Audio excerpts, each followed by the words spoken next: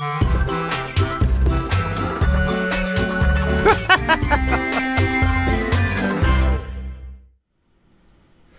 and welcome to Sunday with Mike, show number 96. On today's show, we're going to cover Master of Ceremony tips, photographers trashing your area, new sparkler machines, and stories from around the web. Grab some coffee and join me. I'll be right back.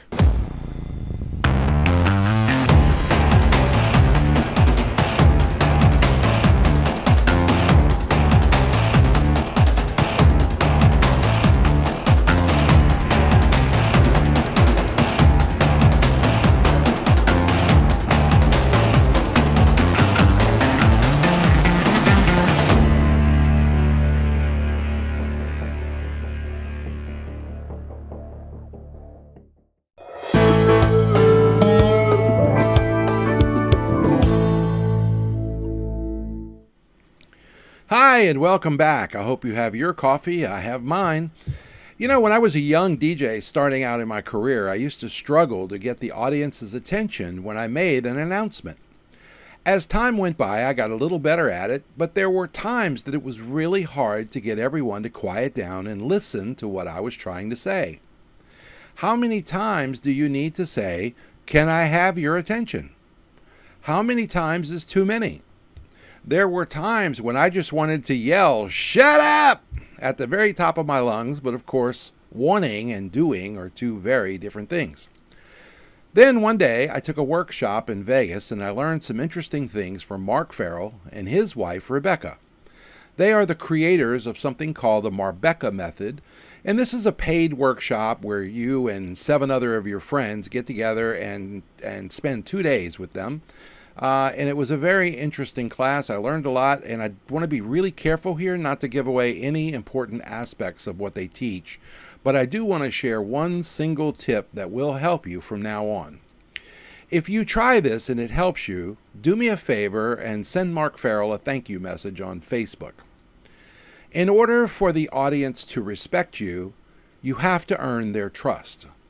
You do this by being a professional, by speaking clearly, and by commanding the room. You can't waste their time by saying things that aren't important to the guests.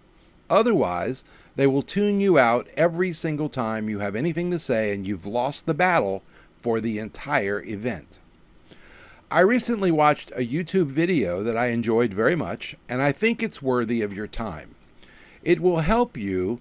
And if you will just clear your mind and flip on the button that says learn mode in your brain while you watch this a couple of times and pay really close attention to the details here. The prop that's mentioned in the video, well, you already have one of those. It's called a microphone. So pay attention to your timing, your position, learn when to speak and when not to. And I'm going to share the link for the video down in the description for you. Please share your comments and thoughts about this video in the comment area once you've watched it a couple of times so that you really understand what its message is all about. DJ Event Planner will change the way you manage and run your business. Streamline all of your procedures and software into one easy-to-manage system. DJ Event Planner, the ultimate online planning tool.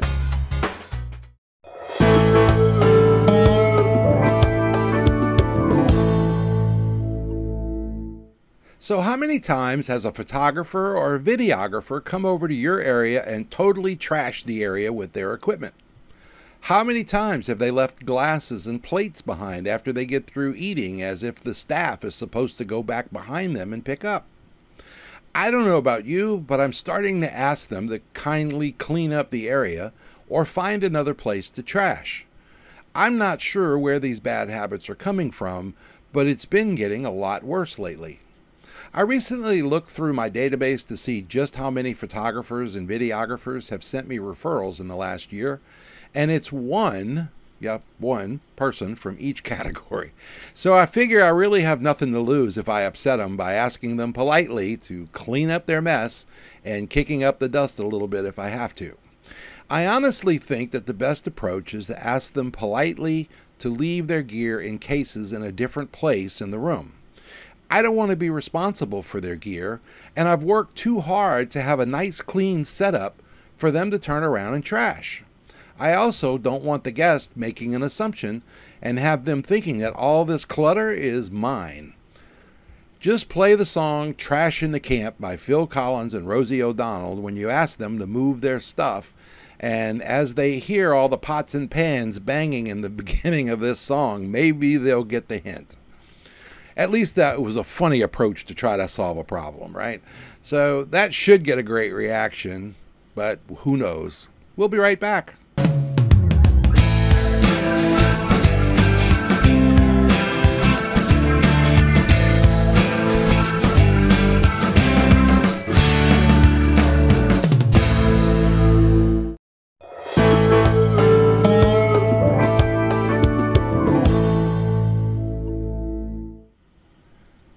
In case you haven't heard, there's a new sparkler machine that's used indoors that's starting to take over the wedding industry. It's too early to tell if this is going to be something that DJs can continue to do or not, so let's dive in a little bit. Think of a couple of small boxes that are all hooked up, and on command you can press a button and get a steady stream of white gold sparkler effects shooting up about 4 feet in the air for your next grand exit or the couple's first dance. Sounds exciting, right? Well, it is from the videos that I've seen online. This machine goes by many different names depending on where you buy it from, and yes, there are already Chinese companies making these things as well. They are definitely staying up with the trends. Of course, they're not UL approved, so you want to be very careful if you're going to go that route. One of the more popular brand names is called Sparkler. These things appear to be completely safe because I've repeatedly seen people stick their hands in the middle of the spray and nothing happens. It doesn't get burned. They say that the temperature is less than 70 degrees and therefore it's not hot enough to do any damage to anything. I've actually seen people sticking a paper towel in the spray and it comes out without any damages as well. So what's the catch? Well, first of all, they're very pricey, and the ingredients are specially made and you have to get it from that company.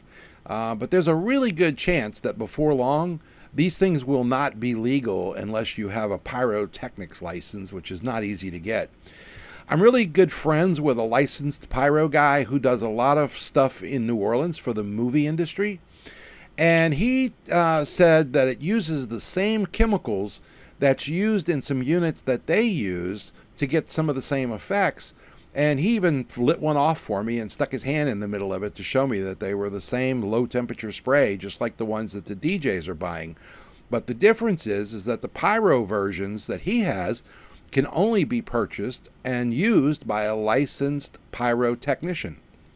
So be careful going forward while the federal government and the fire marshals in your state around the United States figure this one out, because before you lay down that big money, you may find yourself needing a license that you can't afford to buy.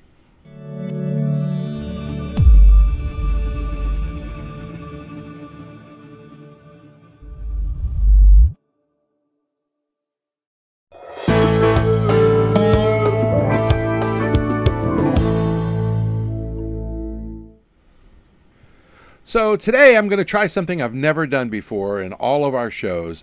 I decided to look around the web for some horror stories and round up some of the stories that I found.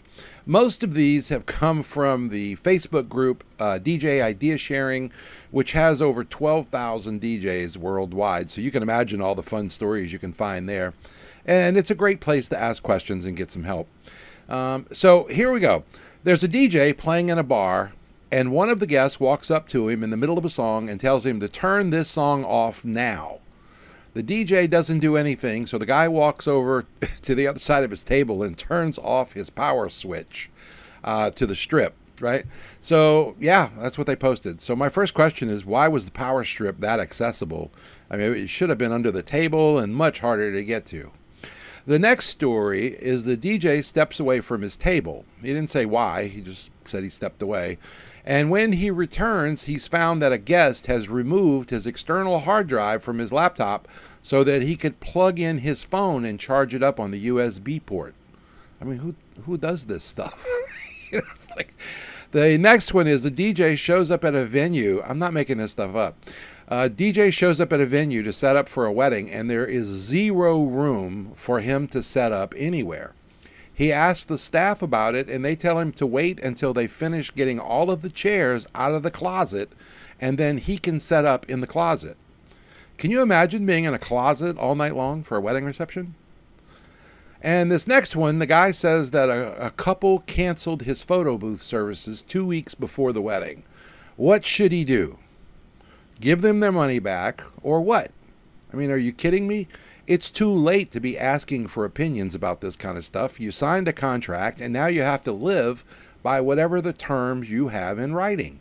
Other DJs aren't going to be able to help you no matter what they say. And our final story from around the web this week is we have a guy who says he's going to sign up to be an exclusive DJ at a venue. He says that his lawyer will be writing up a contract, but in the meantime, could you share one of yours to give him an idea of what needs to be in it? What's wrong with that picture? That's our show for today. I hope you'll share it with some of your friends. Give me your thoughts down in the comment section down below, and be sure to give us a thumbs up. We're still saving a seat for everybody in the Sunday with Mike Facebook group, and I hope you'll join me there and here next week.